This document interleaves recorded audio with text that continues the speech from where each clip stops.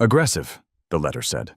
I stared at the piece of heavy, cream-colored cardstock vibrating in my hand, trying to process the word. I looked up at my house, then back at the letter, then up at the house again. It was peach. It wasn't neon salmon. It wasn't radioactive coral. It wasn't the surface of the sun at noon. It was a soft, pastel, exceedingly harmless shade of peach. The paint can had literally been labeled Summer Whisper. It was the kind of color you'd expect to find on a grandmother's bathroom hand towel or the icing of a cupcake at a gender reveal party where everyone is secretly disappointed it's another boy. It was a color that apologized for existing. But according to the executive board of the Whispering Pines Homeowners Association, and specifically its president, Linda Holloway, my house was currently committing an act of visual terrorism against the neighborhood. Visual aggression, I read aloud, my voice cracking slightly in the empty driveway. The specific hue creates a chaotic energy that disrupts the harmonious beige aesthetic of the community and incites unrest. Incites unrest?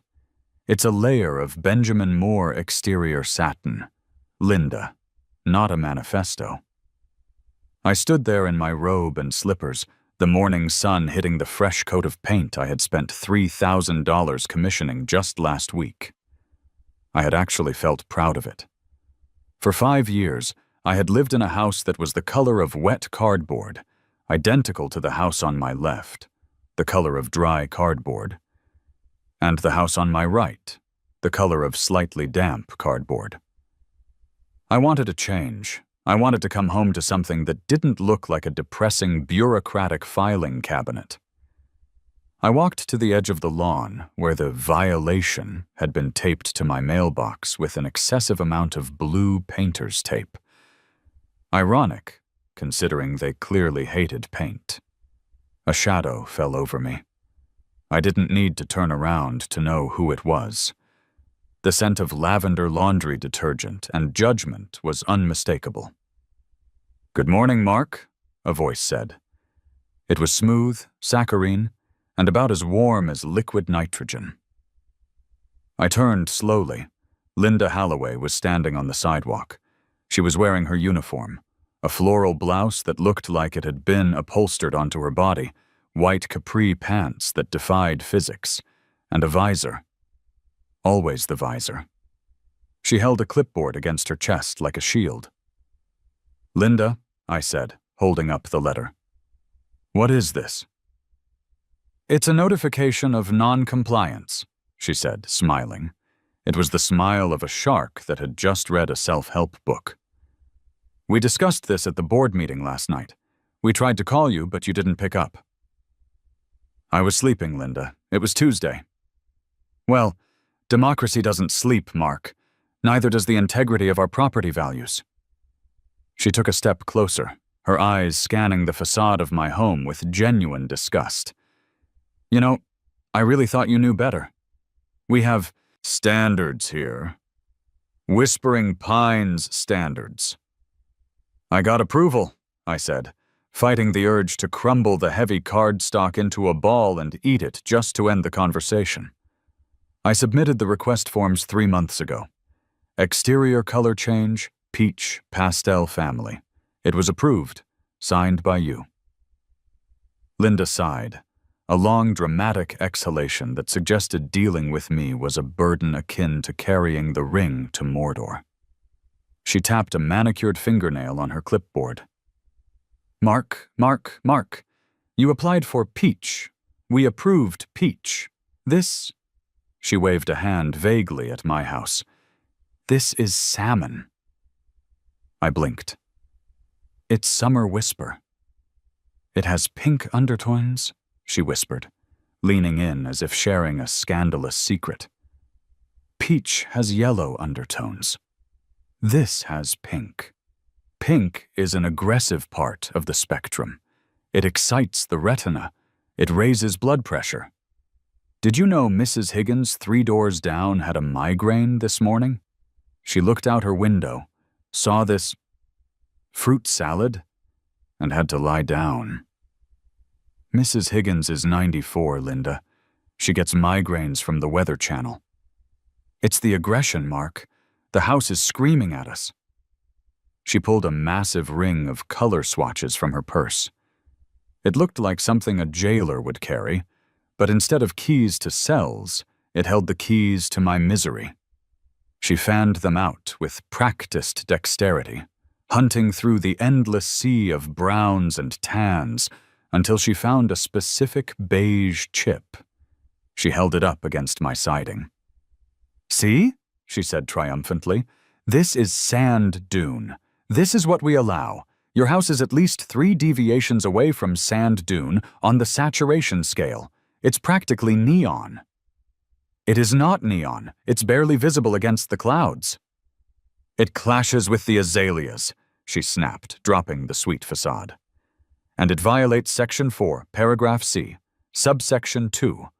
No structure shall utilize exterior coloring that distracts from the uniformity of the streetscape or causes visual distress to neighbors." "You are causing distress, Mark. You are a source of distress." I looked at the letter again. $500? Per day, Linda confirmed. Retroactive to when the painting started. "So you currently owe us, let's see, the crew started Monday, $2,000, and another $500 tomorrow. Unless, of course, you repaint it." "Repaint it?" I choked out. "I just paid $3,000 to have it painted. I can't just paint it again." "Well," Linda said, turning on her heel, "perhaps you should have thought about that before you decided to turn our lovely neighborhood into a circus tent. You have 24 hours to schedule a remediation crew, or we proceed with the lien process. Have a blessed day, Mark."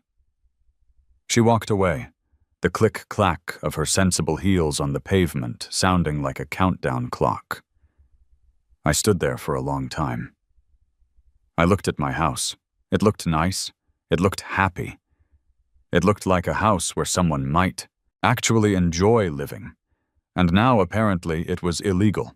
I went inside and made coffee, my hands shaking. This wasn't just about paint.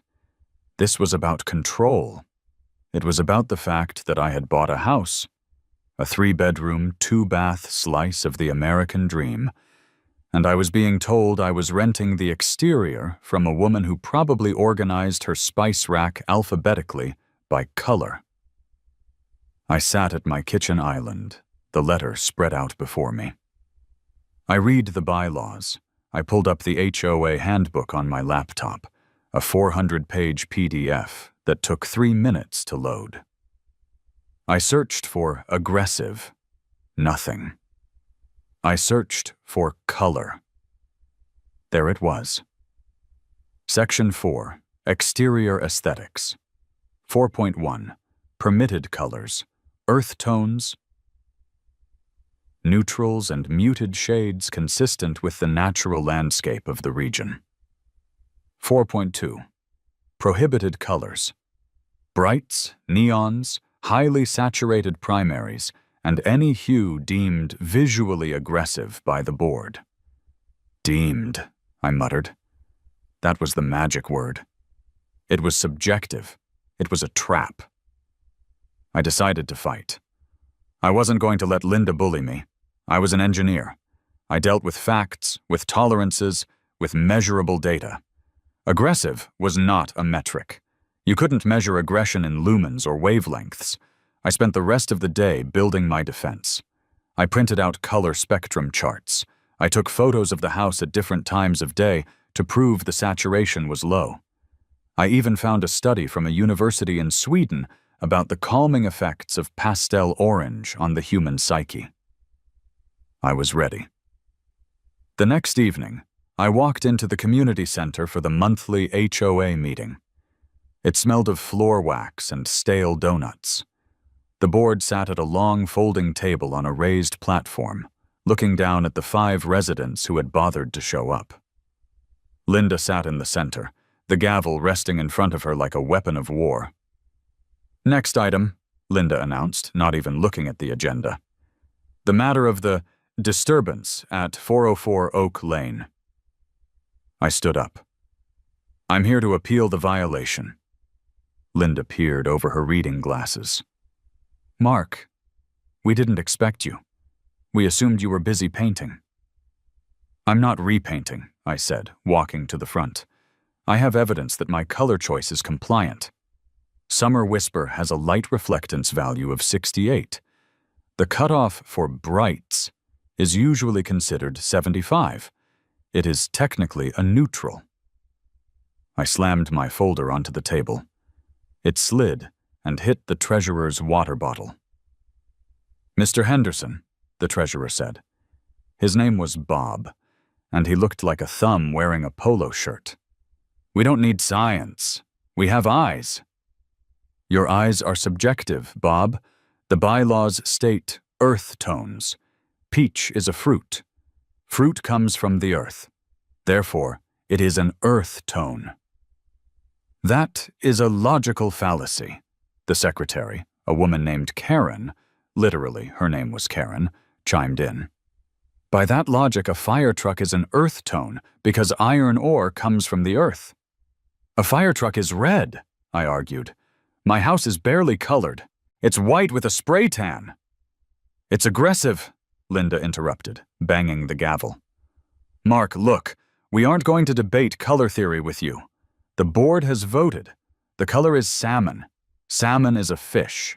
Fish belong in the ocean, not on Oak Lane. You are in violation. The fines stand. Actually, she checked her watch. It's after 6 p.m. That's another day. You now owe $2,500. You can't be serious. We are deadly serious about community standards, Linda said, her eyes cold. If you don't like the rules, you are welcome to move. But as long as you live here, you will be beige. You will be gray. You will be taupe. You will blend in, Mark. You will not stick out. We do not tolerate individuals who think they are special. The room went silent.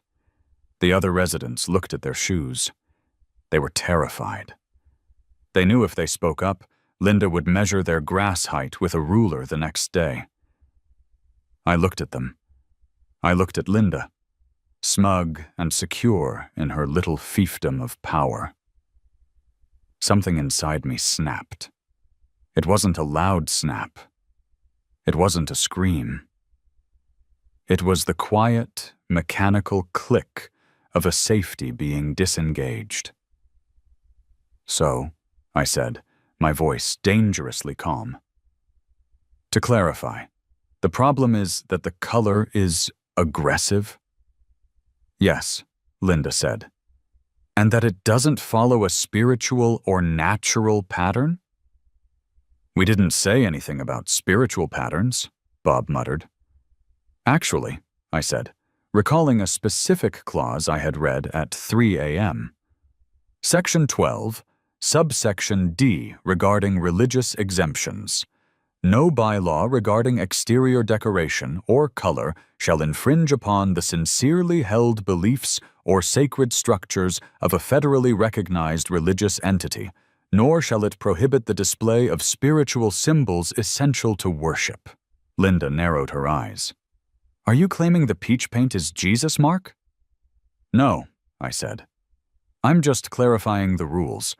So if I were to, say, find a design that had significant spiritual symbology, you couldn't block it? We follow federal law, Linda said dismissively. But unless you're planning to build a cathedral in your driveway, sit down and write the check. I don't need a cathedral, I said, picking up my folder. I just need clarity. You want me to change the color because this one is too stimulating. You want something that reflects, what did you say? The natural order? Yes. And you want me to deal with the aggression? Yes. Eliminate the aggression, Mark. That's all we ask. I smiled. It wasn't a nice smile. It was the smile of a man who had just realized he could buy a decommissioned tank on the internet if he really wanted to. Okay, Linda, I said. I'll paint the house. I'll get rid of the peach. You won't see a speck of summer whisper by next week. Excellent, Linda beamed. I knew you'd see reason. Sand dune is on sale at Home Depot. Oh, I won't be using sand dune, I said, turning to leave. I think I need something that speaks to a deeper truth, something that really contrasts with the aggression of the world. I walked out of the community center into the cool night air. My heart was pounding. I got into my car and sat there for a moment, gripping the steering wheel. They wanted to play by the book? Fine. I would throw the book at them, but I wasn't just going to throw it. I was going to wrap it in C4 and detonate it. I pulled out my phone and dialed the number of the only contractor I knew who was crazy enough to listen to me. Tony, I said when he picked up. Mark, it's 8 p.m. Did your water heater explode? No, I said, staring at the lit windows of the community center where Linda was probably celebrating her victory with a stale bear claw. But I have a project, a big one. Yeah? What is it? Deck? Kitchen remodel? Exterior paint, I said. Easy. What color? All of them, I said. Well, 2 of them, specifically Vantablack and titanium white. Mark, what are you talking about? Tony, how good are you at painting straight lines? Like really, really straight lines. And how do you feel about zebras? There was a long silence on the other end of the line. Then Tony chuckled. It was a low, gravelly sound. Did Linda piss you off? She fined me for peach, Tony. She said it was aggressive. And you want to paint zebras? Not just zebras, Tony. Dazzle camouflage. World War I naval camouflage. The kind used to confuse enemy targeting systems. If she thinks peach is aggressive, wait until she sees a geometric optical illusion that makes it impossible to tell how far away the house is. I charge double for spite jobs, Tony said. I'll pay triple, I replied. And Tony? Yeah? Bring the industrial sprayers. I hung up the phone. I started the car. The peach house was dead. Long live the shrine. The next 3 days were a blur of caffeine, legal paperwork, and feverish sketching. I didn't sleep. I couldn't sleep. I was fueled by the pure, high-octane spite that only a suburban homeowner can generate. First, the research. I went deep. I didn't just need a paint job, I needed a shield. A legal spiritual shield. I spent 48 hours on the IRS website and various online ordainment portals. It turns out starting a religion is surprisingly easy. The United States government, in its infinite wisdom, generally doesn't like to tell people what they can and cannot worship. I filled out the forms. Name of organization: the Order of the Refractive Stripe. Mission statement: to seek clarity through confusion, to understand that the world is black and white, and everything else is a distraction. To worship the sacred geometry of the zebra, nature's most perfect defense against the predators of the banal. I paid the expedited filing fee. I ordained myself as High Refractor Mark. I printed the certificate on parchment paper and framed it. Then the design. I sat at my drafting table with a photo of my house and a ruler. Dazzle camouflage isn't just stripes. It's intersecting geometric shapes designed to break up a silhouette. It's jagged lines, bold curves, and high contrast angles. It is designed to induce nausea in submarine commanders. I sketched thick, jagged black bolts cutting across the white siding. I drew stripes that wrapped around corners, defying perspective. I designed a pattern that, if you looked at it too long, made you feel like you were falling down a flight of stairs. It was hideous. It was beautiful. It was perfect. Tony pulled up on Thursday morning.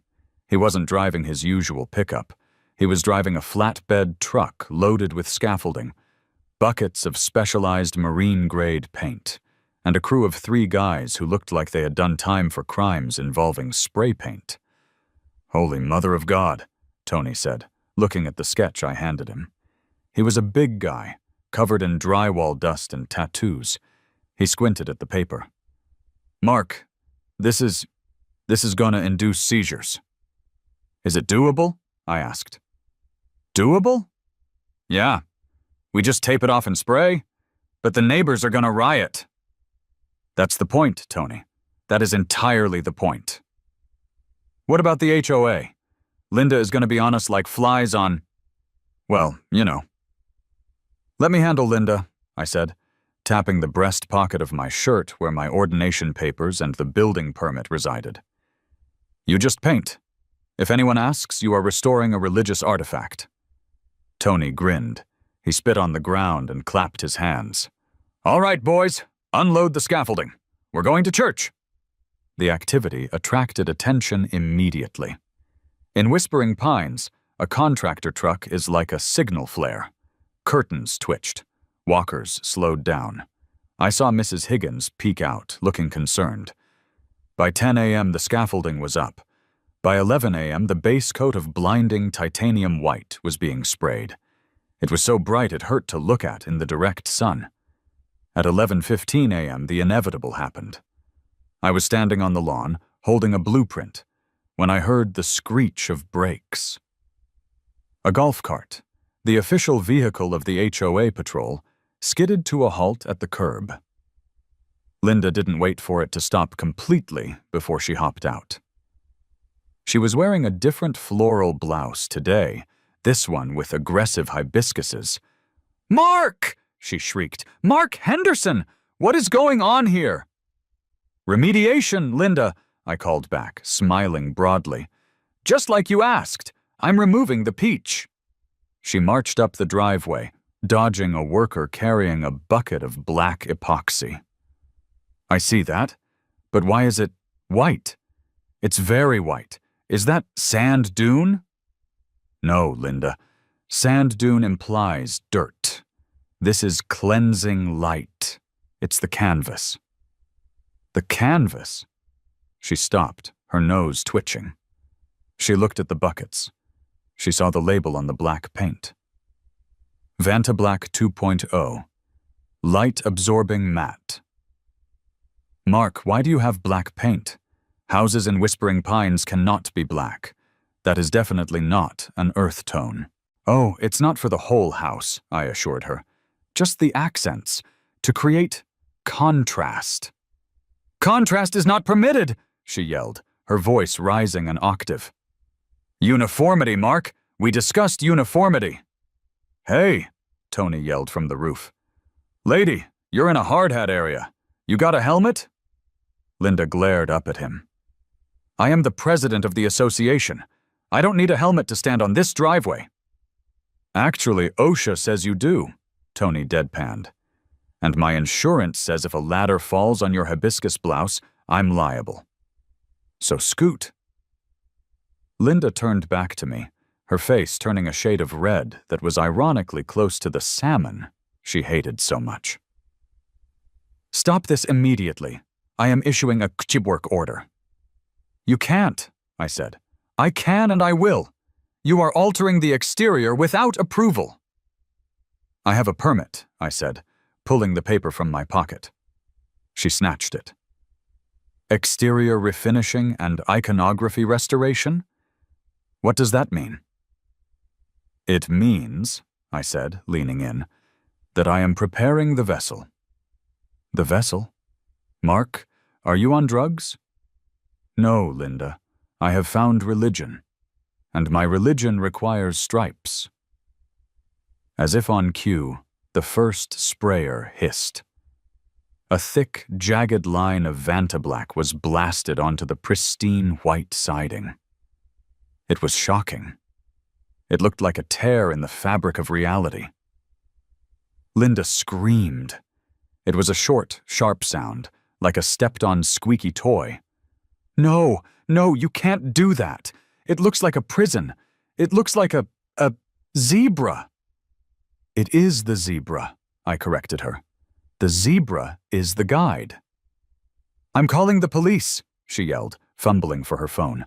This is vandalism. You are vandalizing your own house. Go ahead, I said, crossing my arms. Call them. Tell them I'm painting my house. See what they say. She dialed 911. I actually watched her dial 911 for a paint job. Yes, I have an emergency, she shouted into the phone. There is a maniac destroying property at 404 Oak Lane. He is painting stripes. Yes, stripes. It's obscene.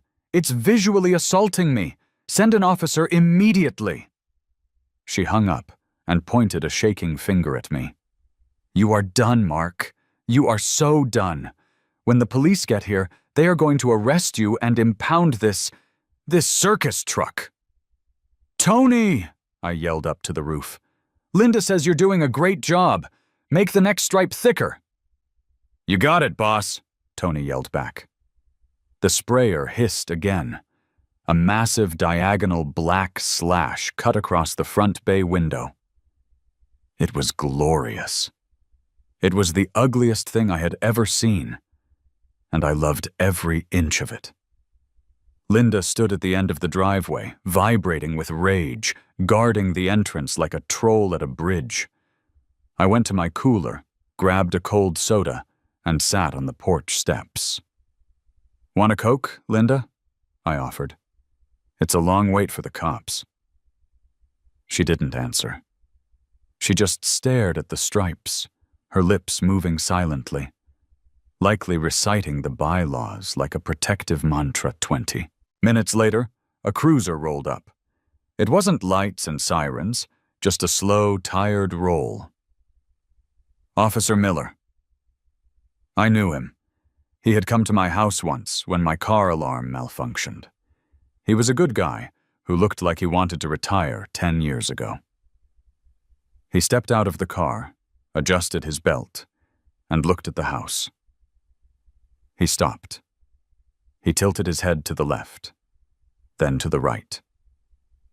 He took off his sunglasses, rubbed his eyes, and put them back on. He walked up the driveway. Problem, officer? I asked. Well, Miller said, looking from me to the house to Linda. I got a call about a visual assault and public indecency involving architecture. I assumed it was a prank, but now that I'm looking at this, he gestured to the house. I'm getting a little dizzy. He's crazy, Linda shouted, rushing the cop. Officer, arrest him! Look at it! It's a blight! It's illegal! He's ruining the neighborhood! Miller looked at Linda. Ma'am, step back. It's just paint. It's not just paint, it's aggression. Miller turned to me. Mark, what are we doing here? Is there a reason your house looks like a barcode having a seizure? Religious freedom, officer, I said solemnly. It's the shrine of the stripe. Miller stared at me. The shrine of the stripe. Yes, I am the high refractor of the order of the refractive stripe. This is our holy temple. The pattern keeps the evil spirits and the banal spirits at bay. I handed him the ordination certificate and the building permit. He looked at them. He looked at the religious institution tax exemption application I had printed out, but not yet mailed, though that didn't matter right now. You started a religion, Miller said flatly. To paint your house like a zebra. We prefer refractive camouflage, but yes. Miller looked at the paperwork. He looked at the house. A smile tugged at the corner of his mouth. He looked at Linda, who was practically foaming at the mouth. Is this a joke? Linda shrieked. That is not a real religion. He made it up. Ma'am, Miller sighed. With all due respect, I can't determine what is and isn't a real religion. That's for a judge. But right now, this man is painting his own property, and he has a permit that says iconography restoration. There's no crime here. But the bylaws, Linda cried. Civil matter, Miller said instantly. The two favorite words of every police officer in America. Take him to court. But I can't arrest a man for painting stripes. He handed me back my papers. Mark, it's certainly unique. Thank you, officer. Confusion brings clarity. Miller snorted. Right. You folks have a nice day. And ma'am, stop calling 911 for paint violations. Next time I'm writing you a ticket for misuse of emergency services. Miller got back in his car. As he drove away, he gave a short burst of his siren, a whoop-whoop of solidarity. Linda stood there, defeated, but not broken. She looked at me with cold, dead eyes. This isn't over, Mark, she hissed. You think you're clever? You think this is funny? I will bury you in fines. I will foreclose on this monstrosity. You will lose this house. Maybe, I said, watching Tony finish a massive stripe that zigzagged across the garage door. But until then, Linda, enjoy the view. She stormed off. I turned back to the house. It was halfway done. It looked like an optical illusion that could induce vomiting in low-flying pilots. Tony, I yelled. Yeah? It's not aggressive enough. Add some diagonal cross-hatching on the shutters. The war had begun, and I had the biggest, ugliest weapon in the arsenal. The following week was the most entertaining week of my life. The painting took 3 days. By the time Tony and his crew packed up, my house was no longer a house. It was a headache manifesting in 3 dimensions. The stripes didn't just go up and down. They clashed. They intersected. The perspective was so warped that from the street, you couldn't tell where the front door was. It looked like the house was vibrating. I added the finishing touches to ensure my legal, religious standing. I bought a 6-foot fiberglass zebra statue from a roadside attraction that was going out of business in Florida. I paid a scandalous amount for overnight shipping. I bolted it to the concrete pad next to my mailbox. I draped a sash around its neck that read, "The Prime Refractor." I installed a gong on the front porch, a large brass gong. At noon, every single day, I walked out in a bathrobe, which I now called my vestments, struck the gong once, and shouted, "Clarity!" It wasn't loud enough to violate the noise ordinance. I checked. It was under 65 decibels. But it was weird enough to make the neighbors stop walking their dogs. Then came the letters. Every day, a new certified letter from the HOA lawyers. Cease and desist. Notice of foreclosure proceedings.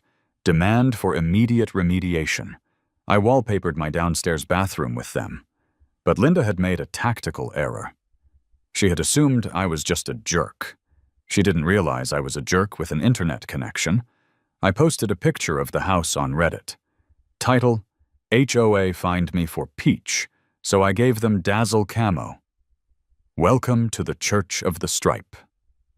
It went viral overnight. By Tuesday, there were news vans. I was in the kitchen making toast when I saw the Channel 5 news truck pull up. A reporter with perfect hair was standing in front of my zebra statue, gesturing wildly. I walked out, coffee in hand. "Sir, sir!" The reporter ran over, cameraman trailing. "Are you the owner of this unique property?" "I am the high refractor, yes," I said calmly. "Can you explain what this is? The neighbors say it's an eyesore. The HOA says it's illegal." "The HOA tried to suppress my spirit," I told the camera, looking deep into the lens. "They told me Sunset Whisper was aggressive. They wanted me to live in a beige box. But the zebra is free. The stripes represent the duality of man, the chaos of existence. And the gong? the reporter asked. The gong calls us to attention. It reminds us that while the world is beige, we must be black and white. Is it true you've registered this as a religious shrine? Absolutely. The Order of the Refractive Stripe is a sanctuary for all who are tired of being told what shade of taupe their soul should be. The segment aired that night. The next day, the pilgrims arrived. It started with a few teenagers taking selfies. Then, people started showing up in zebra print. A guy from 3 towns over drove his striped motorcycle onto my lawn and asked for a blessing. I tapped him on the head with a paint stirrer and said, "Go forth and confuse." Linda was losing her mind. The street, usually quiet and dead, was now a slow-moving parade of gawkers. Traffic was backed up to the main road. People were parking in front of Linda's house to walk down and see the Zebra House. I was sitting on my porch on Saturday, signing a fake scripture pamphlet for a fan, when Linda marched up. She looked like she hadn't slept in a week. Her hair was fraying. Her visor was crooked. "Mark," she said, her voice trembling. "Make it stop." "I can't control the faithful, Linda," I said benevolently. "There are people," she pointed a shaking finger at the street, "parked on my hydrangeas.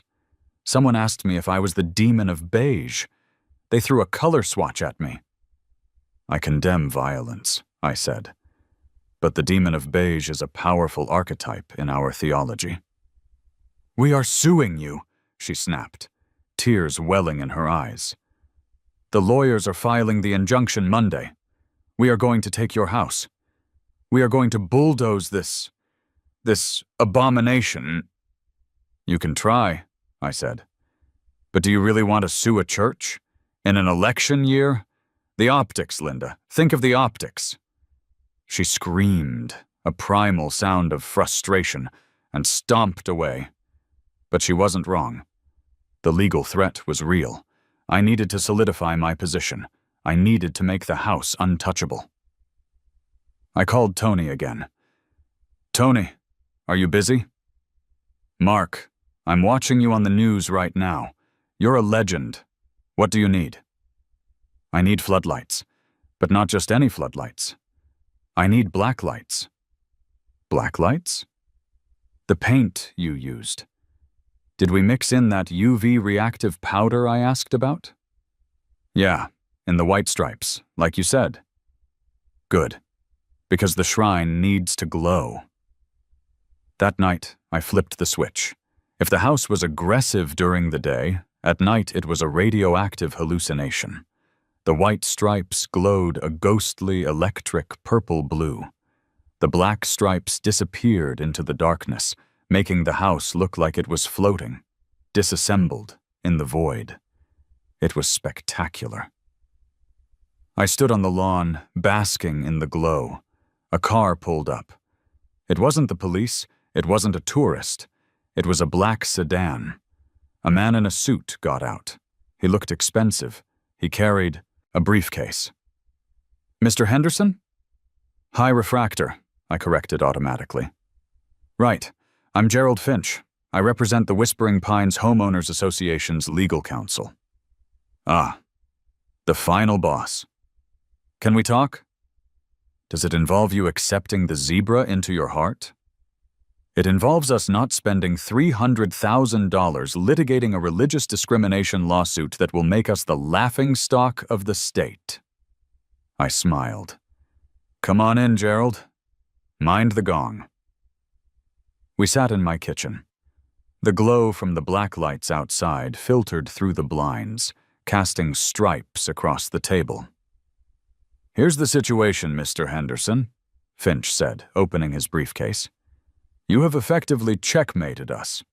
We can foreclose, but you'll countersue for religious discrimination. You'll claim the HOA covenants are unconstitutional as applied to your faith. We might win eventually, but it will take years. Meanwhile, the news crews will never leave. Property values on this street have actually dropped 12% in the last week. Because nobody wants to live next to a tourist attraction. Confusion brings clarity, I said. We want you to stop, Finch said. What will it take? I want the fines dropped, I said. All of them, and a written apology from Linda. Done, Finch said immediately. We'll wipe the ledger. And, I added, I want an exemption. A permanent exemption for the stripes. No, Finch said. Absolutely not. The board will resign before they allow the stripes to stay permanently. The neighbors are threatening a class action lawsuit against the HOA for failing to enforce the rules. We need the stripes gone. Then we have a stalemate, I said. I like the stripes. They speak to me. Mr. Henderson, Finch said, leaning forward. Let's be adults. You don't like the stripes. Nobody likes the stripes. It looks like a distorted QR code. You did this to make a point. You made it. Linda is humiliated. The board is terrified of you. What do you really want? I looked at him. He was smart. I want out, I said quietly. Excuse me? I hate this neighborhood, I admitted. I hated the beige. I hate the rules. I hate that my trash cans have to be behind a lattice screen. I want to move to the country where I can paint my house neon green, and nobody cares. Okay, Finch said slowly. So sell. I can't, I said. You just said property values dropped. If I sell now, I lose money. Plus, who is going to buy the zebra house? Finch tapped his pen on the table. He did some mental math. What if, Finch started, what if the HOA purchased the property? I raised an eyebrow. The HOA buys my house? We have a reserve fund, Finch said, for emergency community improvements. Buying this house and repainting it to restore order, that could be classified as an improvement. I want market value, I said. Pre-zebra market value, plus 20% for the emotional distress of being persecuted for my faith. Finch grimaced. Market value, plus 10%. 15%, I countered. And I take the zebra statue with me. Finch sighed. He extended his hand. Deal. The closing was 3 weeks later. The day before I moved out, I held one last ceremony. A crowd of about 50 believers showed up. I stood on the porch, the zebra statue looming beside me. My children, I shouted. The Order of the Refractive Stripe has achieved its goal. We have forced the establishment to recognize our power, but the energy here, it has become stagnant. The shrine must move. The crowd cheered. We are taking the message to the countryside, I yelled. To a place without bylaws, to a place where the grass can grow 12 inches high. I struck the gong one last time. Clarity. Linda watched from her window. I saw the curtain move. She didn't come out. She had been voted out as president 3 days ago in a desperate attempt by the neighborhood to restore sanity. The new president, a terrified guy named Dave, had personally signed the check for my house. The moving trucks arrived the next morning. I packed the gong. I packed the Summer Whisper paint cans. I kept them as souvenirs. Tony came by with a crane to lift the zebra statue onto a flatbed. End of an era, boss, Tony said, watching the zebra swing through the air. New beginning, Tony, I said. I bought 5 acres out on Route 9. No neighbors for a mile. You gonna paint the new house stripes? Nah, I said. I'm thinking polka dots. Big red polka dots. Tony laughed. Call me when you're ready. I did a final walkthrough of the house. It was empty. The walls echoed. I walked out the front door and looked at the siding one last time. The stripes were dizzying, chaotic, and aggressive. They were perfect. I got into my truck. I rolled down the window as I passed Linda's house. She was in her garden, deadheading roses. She looked up. She froze. I slowed down. I honked the horn. "Bye, Linda," I shouted. "May your beige be ever boring." She didn't wave. She just stared as I drove away, the giant fiberglass zebra on the trailer behind me bobbing its head with every bump in the road. As I turned onto the main highway, I felt a weight lift off my shoulders. I had fought the law, and for once, the law didn't win. The stripes had won. I patted the pocket where the check from the HOA sat. It was a substantial amount of money. Enough to build a very nice house. And maybe, just maybe, enough to build a 50-foot tall zebra statue in my new front yard, just to be safe.